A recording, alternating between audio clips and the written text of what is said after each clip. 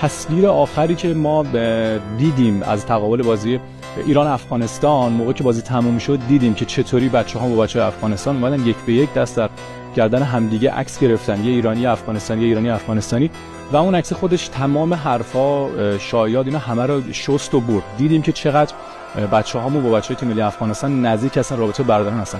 و اصلا قبل‌تر از اینا باید بدونیم افغانستان کشور همزبان ماست، افغانستان کشور برادر اشتراکات ماست، دقیقاً با کلی اشتراکات فرهنگی.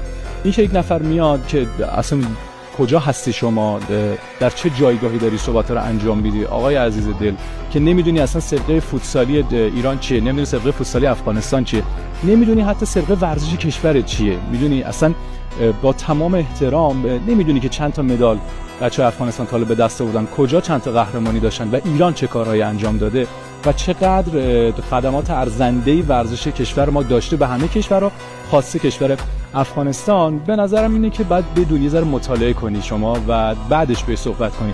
بذاریم چون همه اینا رو فقط بپردازیم توی ذهنمون، این که وقتی بازی ایران افغانستان رو می‌دیدیم، اسامی که می‌شیدیم انگار اصلا تیم ملی یا یه تیم ملی، همین تمام اسامی مشترک بود.